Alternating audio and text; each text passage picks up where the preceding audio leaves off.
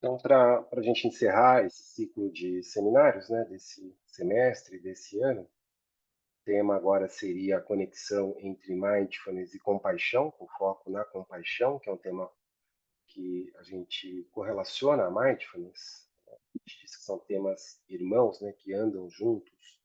Eu vou explicar isso, né, qual que é a conexão entre mindfulness e compaixão.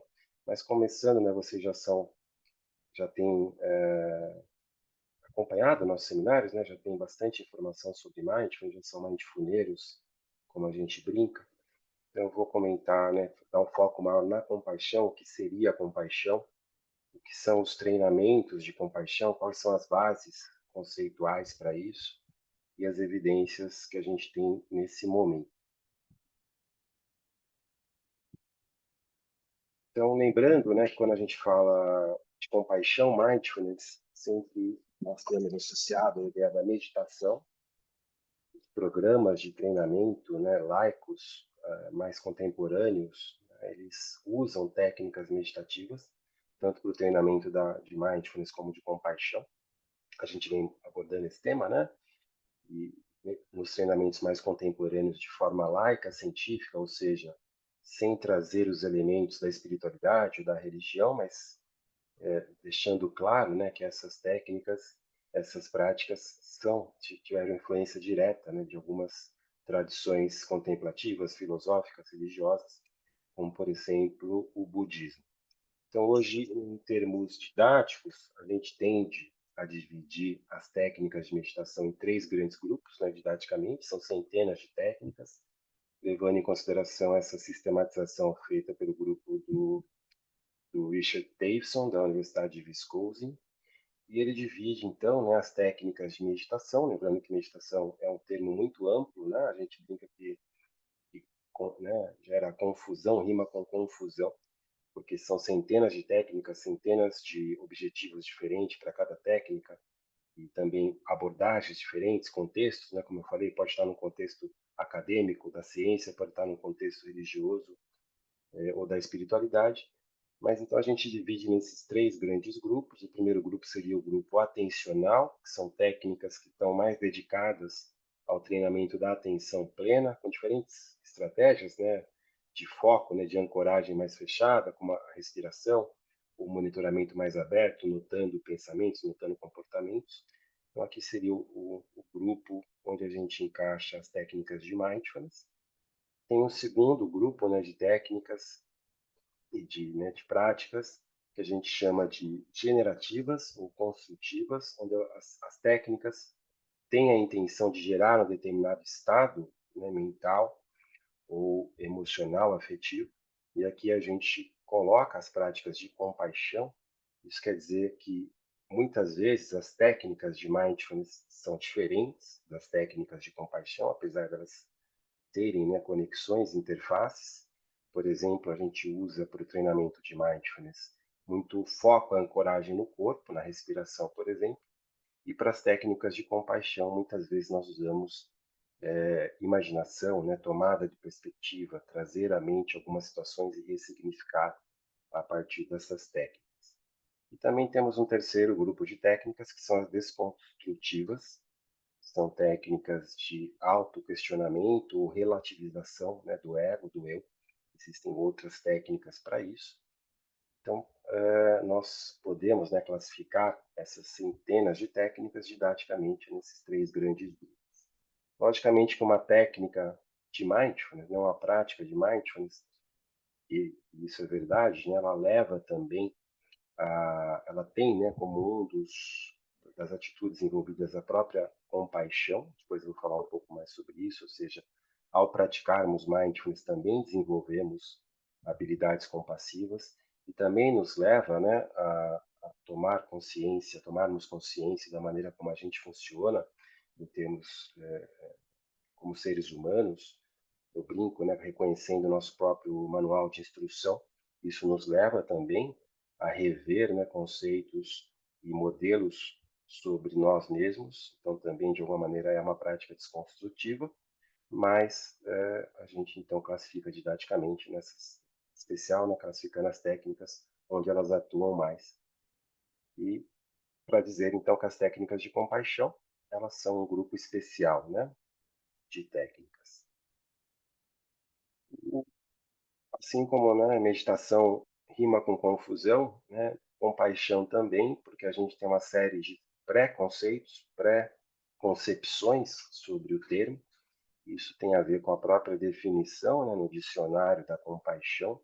Muitas vezes a gente ouve a palavra compaixão e pensa em pena, né, em lástima, em ajudar alguém que esteja em sofrimento, né, uma tendência de uma relação vertical, ou seja, eu estou bem, não tenho sofrimento, outra pessoa por alguma razão está passando por um sofrimento, eu tenho pena, né, me conecto com aquela situação e às vezes ajudo, às vezes não, né? Então uma relação mais vertical entre a pessoa, né, e a outra pessoa que está em sofrimento. O nosso conceito de compaixão que nós temos usado, né, nessa abordagem mais contemporânea, laica e científica, que também é um conceito que está nas tradições, é um conceito um pouco diferente. Para isso, a gente usa o modelo da Jennifer Goltz, né, um modelo de conceituação que ela, né, sistematizou em um dos seus artigos, que traz a compaixão como um sentimento que surge ao se presenciar o sofrimento ou mal-estar, né? E aqui inclui o sofrimento do outro e o meu próprio, e traz um desejo, uma motivação ou, eventualmente, uma ação para ajudarmos ou aliviarmos aquele sofrimento.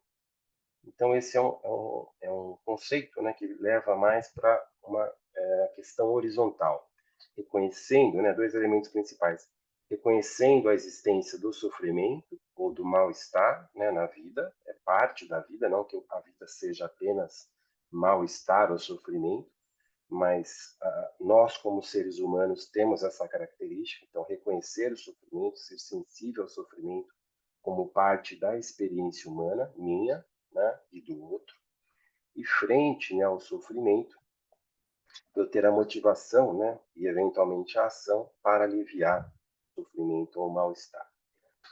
Isso parece um conceito um pouco óbvio, né, mas tem implicações, né, no nosso dia a dia, no nosso funcionamento diário. Pegando o exemplo da autocompaixão, né, aplicando esse conceito a nós próprios, né. É muito comum, né, no dia a dia, quando a gente vê, né, observa uma pessoa sofrendo de mal-estar, né, a gente dá o exemplo das crianças. Então, se eu vejo uma criança, né, que caiu, imediatamente a nossa tendência é se sensibilizar por aquela situação, né, e, como fala no interior, acudir, né, vou lá e vejo o que aconteceu, né, dou ali, presto, né, uma atenção, né, ajudo na situação. Mas se nós pensarmos em nós mesmos, né, como adultos, quando há uma situação de sofrimento, de mal-estar, por exemplo, quando algo deu errado ou houve uma determinada frustração, né, algo não atingiu a nossa expectativa, a nossa tendência não é se cuidar. Eu imagino que isso aconteça com vocês também. A gente tem uma tendência muito grande à autocrítica. Mais do que a autocrítica, a autocrítica também é algo positivo, né, que é eu refletir sobre a situação, ver o que deu errado, o que eu poderia fazer diferente, mas ao excesso de autocrítica. Então, eu começo, né, a ruminar sobre aquela situação, né? Sempre faço errado, né? Por que de novo eu agi dessa maneira? Então, a gente tem uma tendência, né, na nossa média, a piorar a situação por meio da autocrítica excessiva, da culpabilização, né, da personalização daquele problema. Então, quando a gente fala de compaixão, seria o contrário, seria a possibilidade de eu, no estado, né, no momento de sofrimento, no momento de mal-estar, onde algo deu errado, eu reconhecer que é um momento de mal-estar, reconhecer que é um momento de sofrimento, e eu trazer, né, ações que possam aliviar ou, né, melhorar aquela situação. Então, ao invés de eu entrar no módulo, né, no modo autocrítica, excesso de autocrítica, é eu me cuidar, né? O que eu posso fazer nesse momento para me cuidar frente a essa situação de sofrimento, que é da natureza humana, para que eu possa me restabelecer e ter mais condição, né, de lidar com aquela situação, né, ou de seguir na minha vida. Então, esse conceito parece óbvio, né, mas se a gente lembrar dessa nossa característica da tendência à autocrítica excessiva, ou da culpabilização, né? Não só com nós mesmos, mas com os outros também, ele se torna bastante aplicável no nosso dia a dia, né? Outro conceito que a gente usa para entender a compaixão, nesse caso a autocompaixão, né, mas serve também para a compaixão com os outros, é a conceituação da Kristen Neff, que é uma das principais autoras no campo da compaixão e da autocompaixão. Então, ela divide, né, compaixão em alguns elementos, que tem, né, semelhança com o conceito da Goethe. O primeiro, então, seria mindfulness, que seria a possibilidade, né, a consciência, né, o poder observar o sofrimento meu e do outro, né, como uma condição natural da vida, e eu me aproximar com aceitação. A aceitação aqui não é passividade, mas é reconhecer, né, eu poder estar com aquela situação, né, sem me afundar nela ou fingir que ela não existe. Então, eu poder me aproximar, e para isso o componente de mindfulness é importante, né, de observar com consciência aquela situação. Lembrar, né, está implícito no conceito da Goetz, que o sofrimento ou o mal-estar é universal, que não é personalizado, não é só comigo, né, mas faz parte da realidade humana, que a gente varie momentos, né, de bem-estar, momentos neutros, mas também momentos de mal-estar, de sofrimento. Então, não é comigo, né, é da condição humana. Se a gente for ao budismo, se fala de grandes e pequenos sofrimentos, né? Grandes sofrimentos seriam sofrimentos universais, por exemplo, nascer, né? Que seria sair de uma condição totalmente protegida, né? Dentro, né? Da gestação de nossas mães, e sair para o mundo real, ali onde tem uma série de, né? Tá frio, né? Várias condições que são adversas. Então, o primeiro sofrimento seria o nascimento, depois a gente, se tiver sorte, envelhecer, né, que traz algumas perdas, né, de capacidade, naturalmente, adoecer, né, e depois a morte, seriam sofrimentos universais que todos nós passamos enquanto seres humanos. E os pequenos sofrimentos seriam aqueles próprios do nosso dia a dia, os nossos fatores de estresse, né? Então, cada um tem o seu, pode estar relacionado à vida familiar ou à vida no trabalho.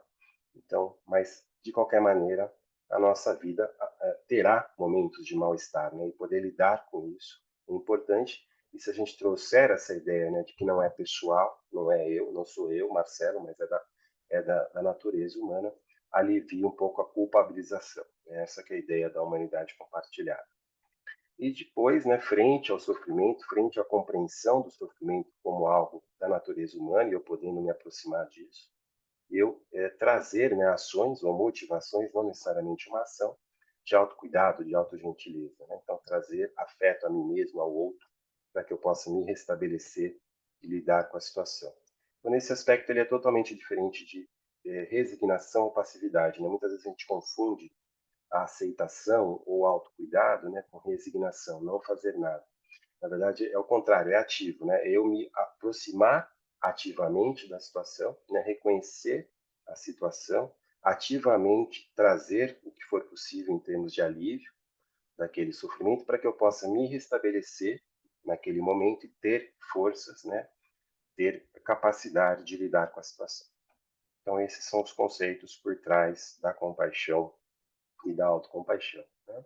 Então, muitas vezes, né, a voz autocrítica, o excesso de autocrítica, ela acaba sendo um viés na avaliação das situações, né, podendo trazer mais mal-estar.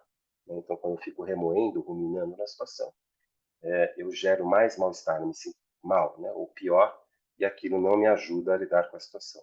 Então, exemplos, né, eu não cometi um erro, eu sou um erro, ou seja, personalizar o sofrimento ao mal-estar, né?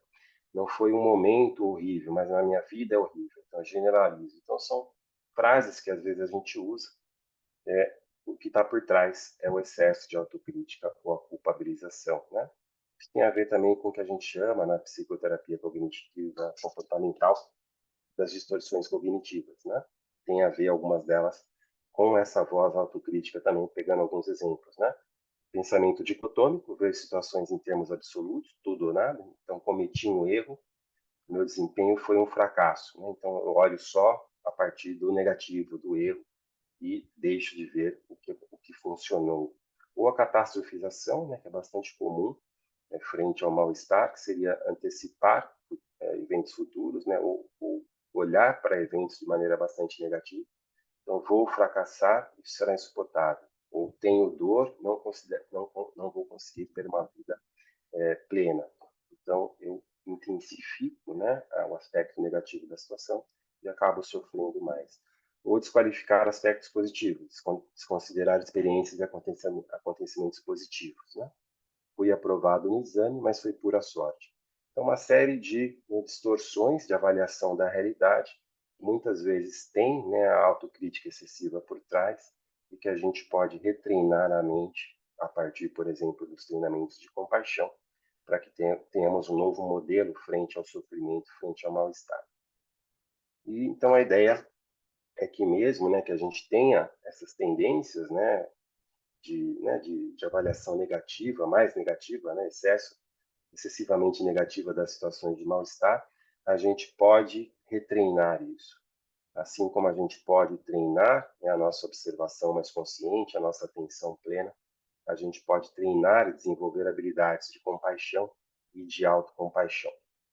Então, é por isso que a gente está falando sobre isso hoje, né? Logicamente que isso, como eu falei, está nas tradições ou nas religiões ou na espiritualidade, mas o que eu estou falando aqui são os treinamentos onde a gente usa, né, técnicas de compaixão mescladas com mindfulness para que a gente possa desenvolver ou, né, reinterpretar essas posições viés negativos e desenvolvermos um novo modelo para enfrentamento da realidade. Então, hoje em dia, nós temos intervenções que trazem, né, essas técnicas, algumas ainda vinculadas, né, ao campo da espiritualidade, mais abertas de maneira ecumênica a qualquer pessoa que queira treinar, outras mais laicas e científicas, sem tratarem especificamente, né, de tradições contemplativas. Pegando aqui o exemplo do programa da Universidade de Emory, nos Estados Unidos, que é a Cognitive Based Compassion Therapy, foi desenvolvida por um docente, um pesquisador, mas também vinculada à tradição budista, então aplicada para populações em geral e também para pacientes, né, um modelo estruturado vinculado à Universidade de Emory. Aqui um modelo, outro exemplo de Stanford, que seria o Compassion Cultivating Training, também vinculado à filosofia budista, mas aberto a qualquer pessoa que queira praticar. Uma bastante conhecida é a Compassion Focused Therapy, que foi desenvolvida pelo professor Paul Gilbert, do Reino Unido, né, desenvolvido inicialmente para atendimento psicoterapêutico individual, mas também aplicado em grupo, bastante voltada a pacientes que possam se beneficiar da terapia de compaixão. Temos um programa também bastante conhecido, que é da Kristen Neff e do Germer, que desenvolveram um programa de autocompaixão, Mindful Self-Compassion. Tem uma estrutura parecida com o MBSR, de 8 sessões, mas dando ênfase aos conceitos e às práticas de autocompaixão em especial. Temos também um modelo que nós desenvolvemos em parceria foi liderado, né, pelo professor Javier Garcia Campai, em parceria conosco do Centro Mente Aberta, que é o modelo que a gente chama de ABCT, que seria o Attachment Based Compassion Therapy, também trazendo elementos de compaixão e de autocompaixão, e dando ênfase à teoria dos modelos de apego, né, explicando as técnicas de compaixão e também os resultados a partir desse modelo, que eu vou desenvolver um pouco mais. Hoje em dia existem vários outros, né, treinamentos estruturados, alguns, como eu falei, ainda vinculados às tradições contemplativas, em especial ao budismo, mas muitos deles trazendo, assim como o mindfulness, uma abordagem laica e científica. Aqui o manual do nosso modelo, está publicado ainda, não tem publicação em português, né? Está em espanhol. Só para dar um exemplo, né? O nosso modelo o ABCT, ele também é estruturado em 8 sessões, de 2 horas cada sessão, né? Mesma estrutura dos treinamentos de mindfulness, trazendo vários aspectos da compaixão, né? Então, como a gente desenvolve estratégias, né, de gerar bem-estar frente ao sofrimento, o que está por trás disso, quais são as teorias que nos informam nesse sentido. Também há, que é comum nos protocolos de compaixão, práticas de mindfulness adaptadas à compaixão. Então, a mesma base, por exemplo, do body scan, do escaneamento corporal, mas trazendo elementos, né, de autogentileza, de autocuidado. Depois, indo mais além, né, trazendo técnicas de imaginação ou de tomada de perspectiva, onde a gente traz situações, né, de vida onde houve alguma frustração, reconhece qual a voz que emergiu e tenta, né, reinterpretar a situação, trazendo uma nova voz, uma voz mais compassiva, entendendo como isso está relacionado aos nossos modelos de apego, que eu vou apresentar depois, e outros temas correlacionados, né, como a possibilidade de se perdoar, de perdoar as outras pessoas, né, a ideia da equanimidade frente às situações, é uma série de elementos vinculados à compaixão para que a gente possa desenvolver frente ao sofrimento essa voz menos crítica e de mais compaixão e de mais autocuidado. E a gente pode entender, né, o efeito dessas práticas, né, de várias perspectivas. Eu vou trazer aqui o modelo do Paul Gilbert, que é bastante usado, né, lembrando que modelos eles não têm a intenção, né, de serem perfeitos, de serem, né, de terem, né, um reflexo perfeito da realidade, são modelos, mas nos servem, né, para que a gente possa entender essas várias situações, mecanismos, de forma didática, para que a gente possa, né, além de entender como as técnicas funcionam, podemos ensinar também, sensibilizar as pessoas para que elas se interessem por esses tipos de treinamentos. Então, uma maneira de a gente entender isso, né, a partir do modelo do Paul Gilbert, ele se baseia na ideia de que o cérebro, né, ele tem algumas subdivisões, é o que a gente chama de teoria do cérebro trino. Nós sabemos que isso não é esse modelo, né, ele não corresponde à realidade, mas ele é muito interessante para a gente compreender didaticamente o que está acontecendo. Mas ele parte da ideia que o nosso cérebro ele tem três partes, né? Uma parte mais relacionada à sobrevivência, à luta e fuga, que a gente chama de cérebro reptiliano, uma parte mais relacionada às emoções, à afetividade, que a gente herda dos mamíferos, o sistema límbico, ou cérebro emocional, e uma parte mais relacionada, né, aos seres humanos, né, a nossa espécie, que seria o sistema cortical, que a gente chama de cérebro racional. As pesquisas, né, já nos falam que isso não é verdade, né? Hoje em dia a perspectiva é que o cérebro ele é um cérebro adaptativo. Todas essas partes, né, elas não são exatamente segmentadas. O sistema límbico tem partes, né, do sistema cortical e também do sistema de luta e fuga, então está tudo interrelacionado, né?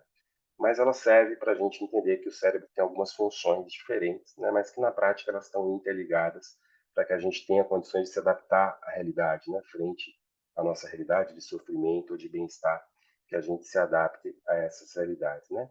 Então, hoje em dia a gente tem chamado mais de cérebro adaptativo, né? Como que nosso cérebro, como que a gente em termos de sobrevivência, de prosperidade, em termos afetivos, em termos racionais, a gente se adapta as diversas situações do dia a dia.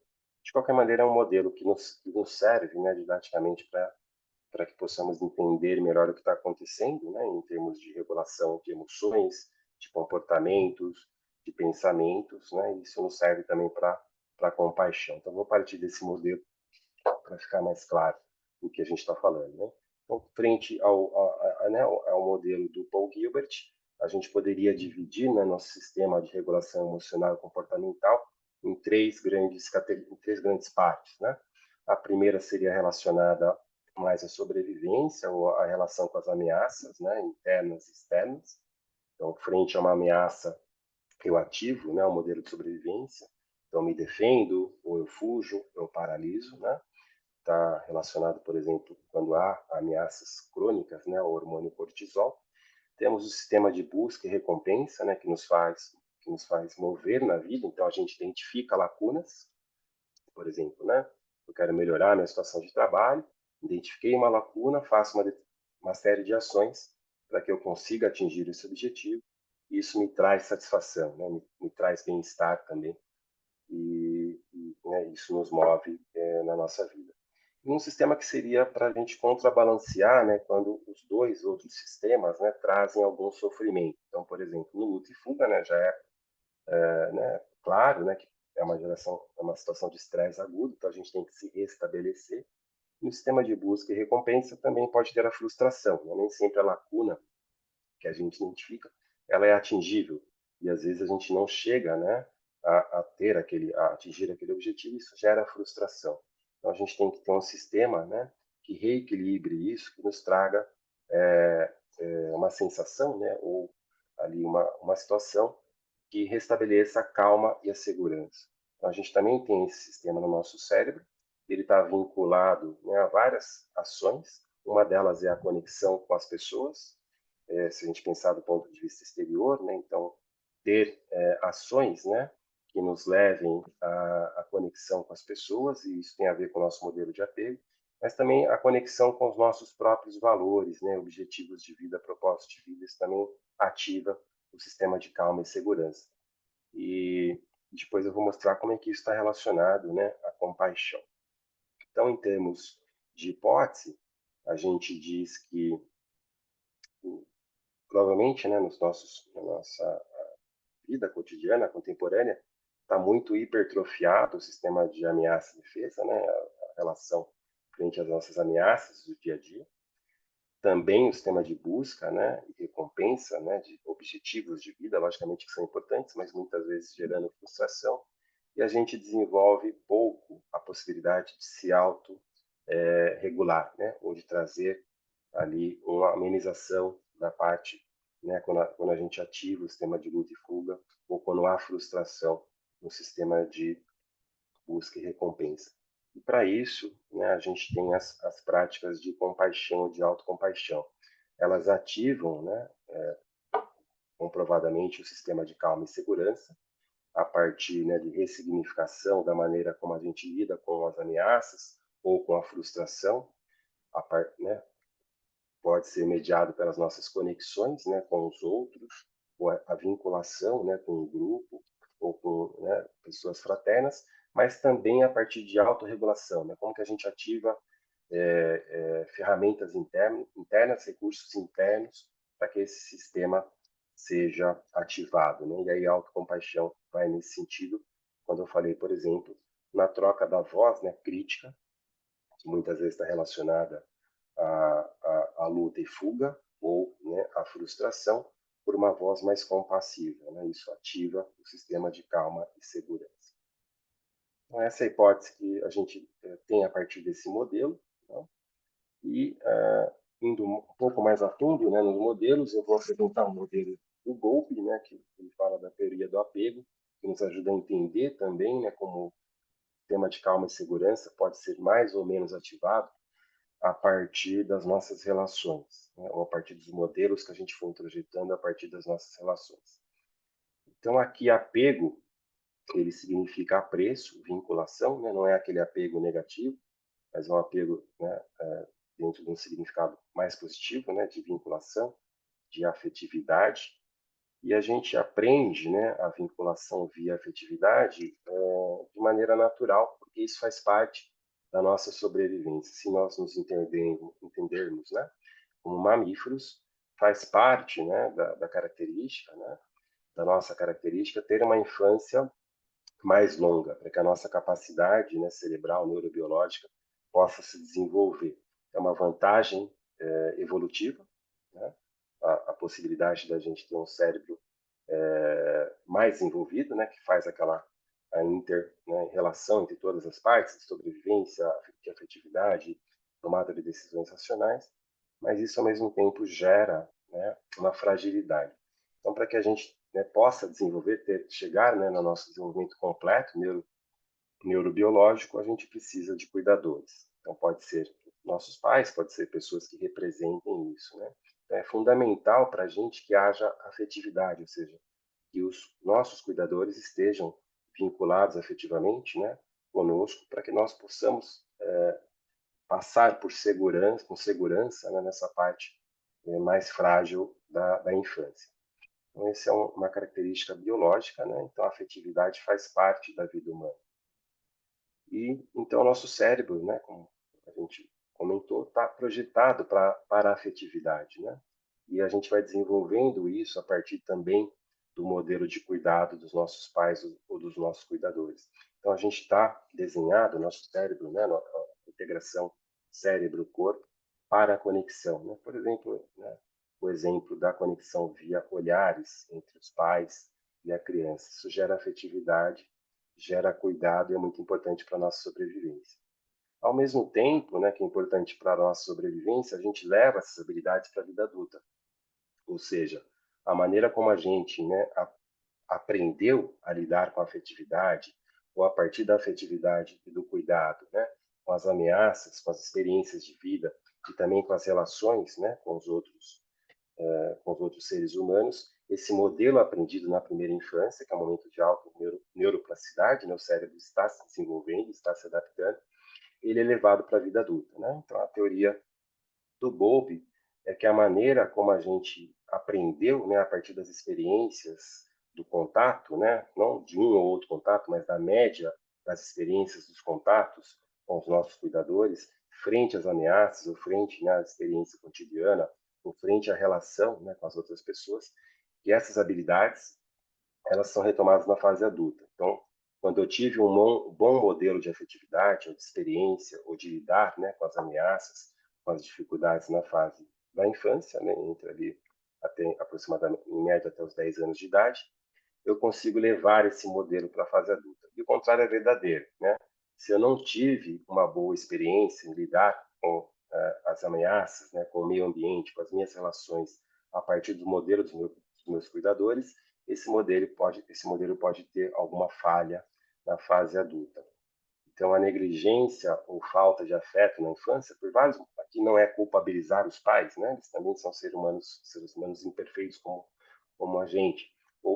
E muito mais do que isso, entender os contextos, como que eles também foram criados, qual era o meu contexto de vida, o contexto deles naquele momento. Mas, de qualquer maneira, né, se houve aspectos de negligência, de falta de afeto, isso pode afetar a maneira como eu lido com a ameaça, com as ameaças internas e externas na fase adulta e também com as minhas relações, né?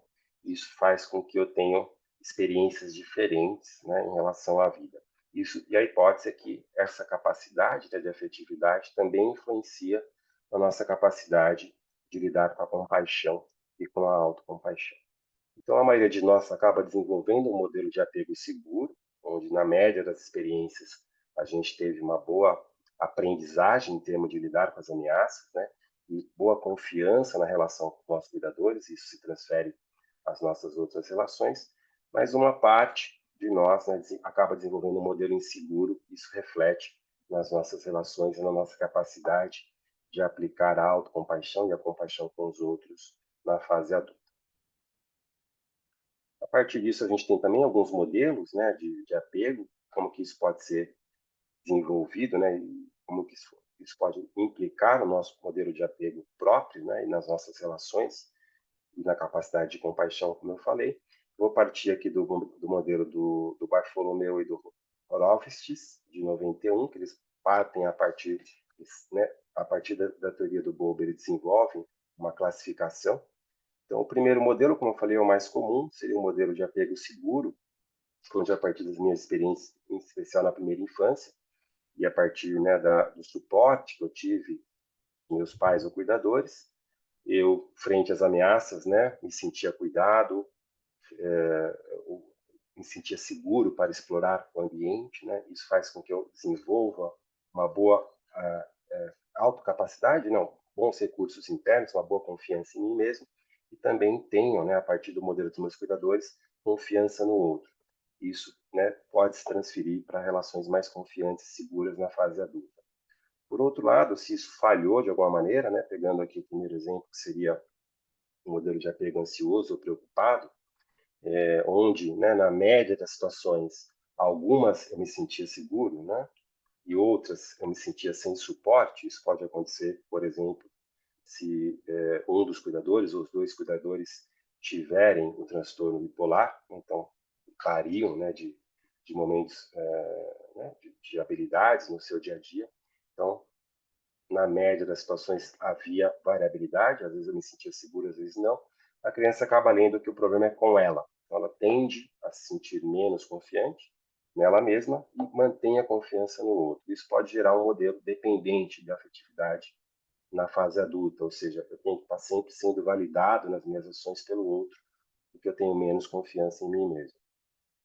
Quando na média, né, das situações, né, há falta, né, de suporte ou falta de efetividade, e aqui é um exemplo onde não há violência, mas só ausência, né, não há violência, seria a ausência, né, na média da figura dos pais ou dos cuidadores, a criança acaba, né, se virando, né, desenvolvendo um modelo de autoconfiança excessiva e menos confiança, né, na relação com o outro. Isso pode se refletir também na maneira como eu lido com as situações na fase adulta, confiando muito em mim mesmo e pouco no outro. E o modelo temeroso, né, seria um modelo mais complexo, onde além de ausência, né, de suporte, de afetividade nessas situações de ameaças do dia a dia, houve violência. Então, eu não desenvolvi nenhuma boa relação de confiança com o outro a partir dos cuidadores, nem comigo mesmo. Isso gera um modelo temeroso, né, muitas vezes evitando intimidade na fase adulta. De novo, isso é um modelo, né, um modelo didático. A gente sabe que as pessoas podem se classificar, as pesquisas têm mostrado, né, como eu disse, a maior parte de nós, em torno de 65 a 70%, se classificam no modelo seguro, mas podemos ter traços ou mesmo predominância de um desses modelos inseguros. Né? Isso pode afetar, né, a nossa relação com o outro, também com as nossas experiências de vida, e, além disso, afetar a nossa capacidade, né, de reconhecermos o sofrimento, de termos, né, recursos para lidar com o sofrimento, usando eu mesmo, né, trazendo essa voz autocompassiva ou a partir, né, do suporte do outro. Então, esse é o modelo que a gente usa no nosso programa de treinamento de compaixão, no sentido de entendermos qual é o nosso modelo e ressignificarmos, né? Então, mesmo que eu tenha um modelo inseguro, eu posso ressignificar a partir de práticas de compaixão e de mindfulness e melhorar, né, a minha habilidade adulta no sentido de lidar, né, com as experiências, com o mal-estar, com o sofrimento e também com as minhas relações interpessoais. Então, o modelo de apego ele pode estar relacionado, né, à capacidade de desenvolvermos a compaixão e a autocompaixão. E ele pode ser treinado, como eu falei. Em termos de pesquisas, depois eu vou mostrar um pouco mais, né? Está muito claro que isso pode nos ajudar em algumas situações, né? Mas se lembrarmos também, né, cada vez mais o fator relacional é importante para a nossa saúde, né? Esse é um estudo longitudinal que foi feito, né? Para ver a influência, né? Do isolamento social, ou seja, a sensação de não pertencimento, né, de não estar, né, vinculado a um grupo que pode ser mais próximo, familiar ou grupo de amigos, né? Então, me sentir isolado, me sentir não pertencente, ele tem o mesmo impacto para a mortalidade precoce, ou seja, para a nossa saúde, do que o tabagismo.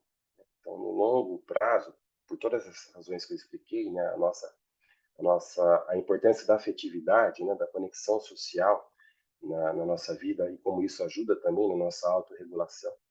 Então, o isolamento, a sensação de isolamento social, ele corresponde ao mesmo, né, seria o mesmo que fumar 1 a 2 maços de cigarro por dia, em termos de mortalidade precoce. A importância da compaixão também e a possibilidade de retreinarmos isso, né, quando algo falha. Aqui é um gráfico de como tem evoluído as pesquisas sobre a compaixão. Acho que vocês lembram, né, que temos um gráfico parecido sobre as pesquisas de mindfulness. Então, há um exponencial, um viés de crescimento nessas pesquisas, mas ainda muito menos, né, do que mindfulness. Se a gente lembrar que mindfulness tem em torno de 18 mil estudos publicados, né? Aqui é uma revisão da própria ANEF de 2023, mostrando estudos relacionados, né, ao termo compaixão, em torno de 4.300 estudos. Tá? Então, ainda a evidência científica sobre os treinamentos laicos e científicos, né, de mindfulness, de compaixão, desculpe, ela é menor, ainda está sendo consolidada. Né? A gente muitas vezes usa as escalas para medirmos a compaixão e a autocompaixão. A escala mais clássica, que é utilizada nos estudos da própria NEF, é uma escala de autocompaixão, então a gente consegue olhar, né, se os programas de compaixão, de autocompaixão, ou mesmo de mindfulness, envolvem essa habilidade, né, compassiva ou autocompassiva. Ela está validada já para o português, ela tem uma versão original de 26 itens e curta de 12 itens. Existem várias outras escalas, né, mas a da NEF é a mais utilizada. Recentemente, o grupo de Oxford, aí, em parceria com o Success, né, no Reino Unido, desenvolveu duas escalas, uma de autocompaixão e uma de compaixão com o outro. É uma escala que provavelmente vai começar a aparecer mais nos estudos, é muito bem, tem boas qualidades psicométricas. A gente está em processo de validação dela no Brasil. São duas escalas de 20 itens, né? Mas até esse momento, a maior parte dos estudos usa a escala da Kristen-Neff. Então, o que a gente sabe, né, em relação ao que está por trás, além desses modelos que eu apresentei, né? Então, quando a gente treina essas habilidades compassivas ou autocompassivas, a partir daquela ideia, né, de humanidade compartilhada, a gente tende a personalizar menos os problemas, né, situações de mal-estar e sofrimento no dia a dia.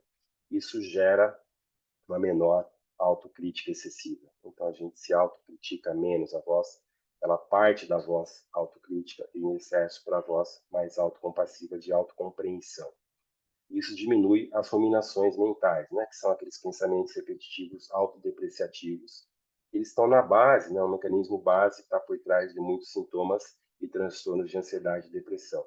Então, se a gente muda, né, a perspectiva em relação, né, ao sofrimento, ao mal-estar, né, gerando uma voz interna, né, ou externa em relação ao outro, menos autocrítica, né, e mais de compreensão ou de autocuidado, isso diminui a tendência às ruminações mentais, a catastrofização, por exemplo. Isso minimiza, né, sintomas de ansiedade e depressão, podendo prevenir transtornos mentais.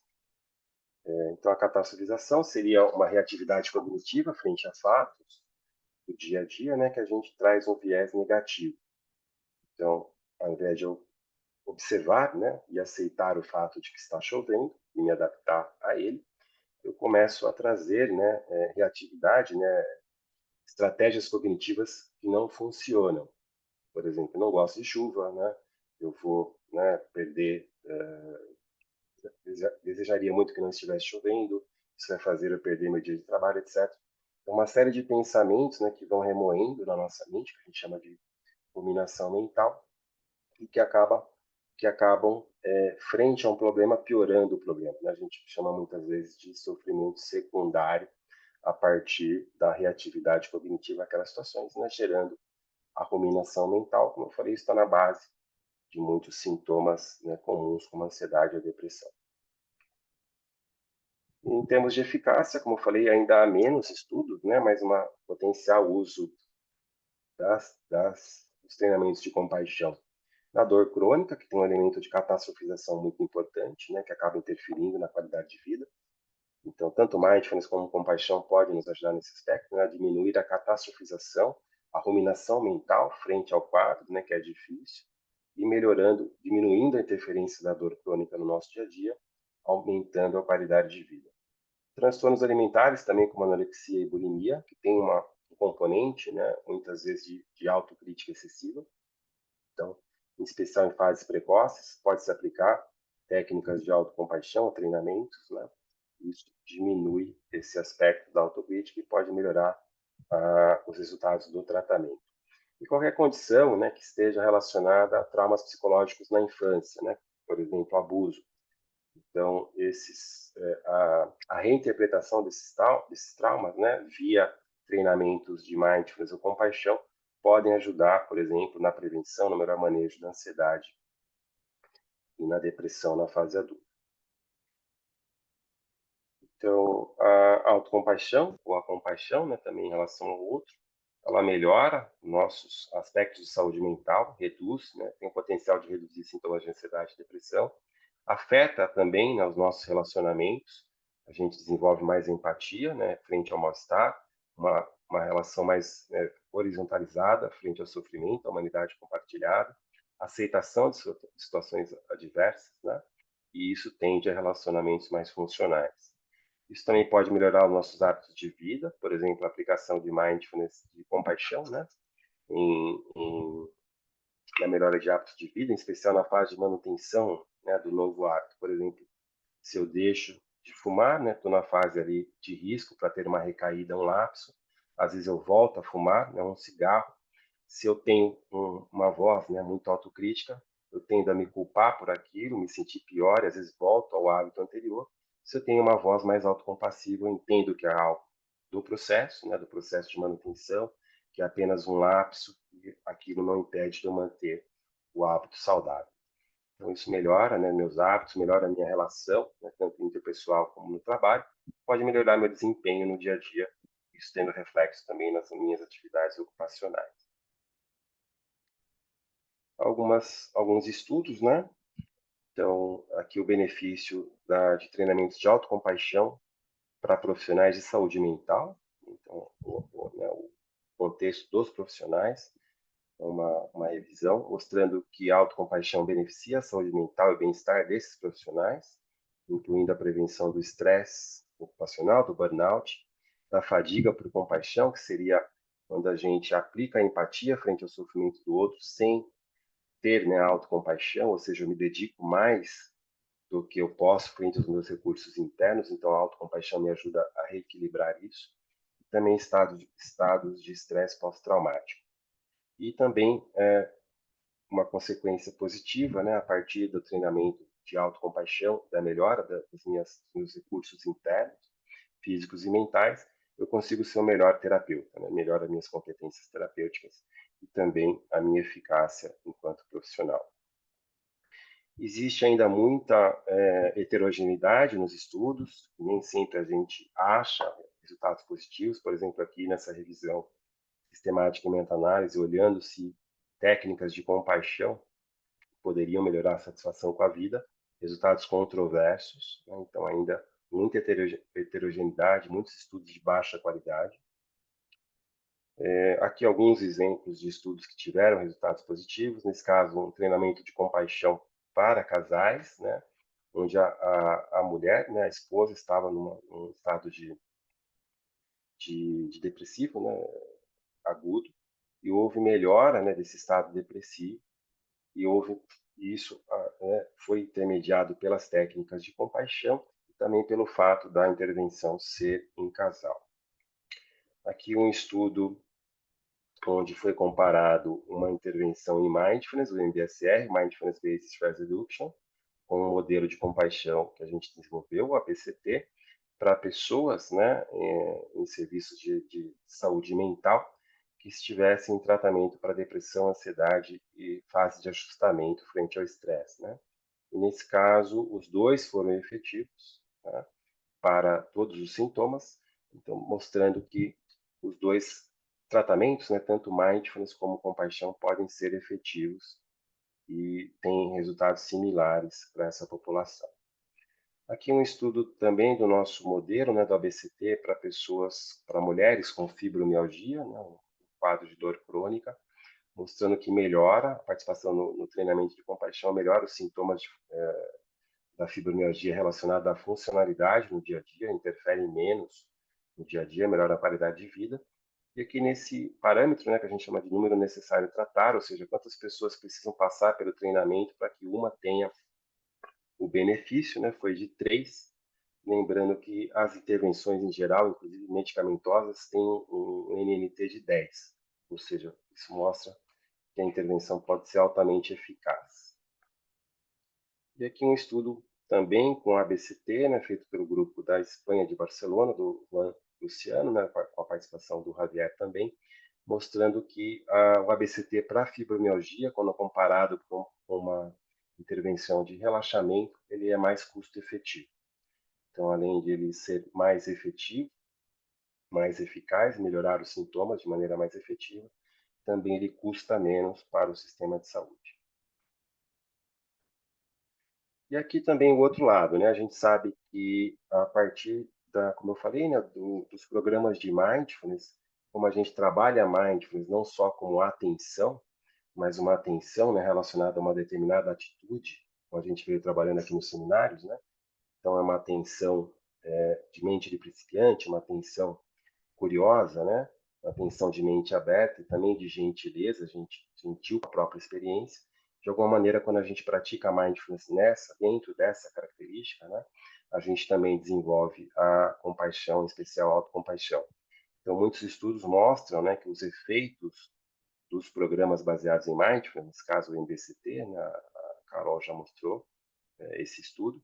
Então, quando eu vou ver o que explica os efeitos, né, nesse caso aqui, em pacientes com depressão, né, crônica, resistente ao tratamento, quando a gente olha, né, para os benefícios de mindfulness, uma explicação é o aumento das habilidades de autocompaixão. Então, a autocompaixão e a compaixão também são treinadas dentro de mindfulness, né? A gente diz que essa é uma ideia do budismo, né? São duas asas do pássaro da sabedoria, elas andam juntas. Então, para eu treinar mindfulness, eu tenho que trazer uma atitude mais compassiva, né? Junto com o treinamento. E para eu treinar a compaixão, também envolve um componente de mindfulness, como eu mostrei, né? De observação, de aceitação do sofrimento. Então, as duas coisas andam juntas e a gente consegue medir, né, que uma parte dos efeitos dos treinamentos de mindfulness é via desenvolvimento de habilidades de autocompaixão.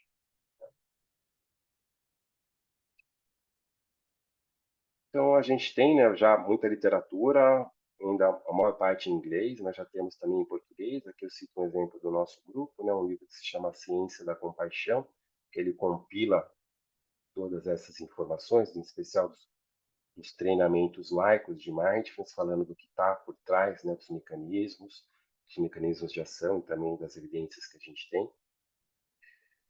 Muito bem.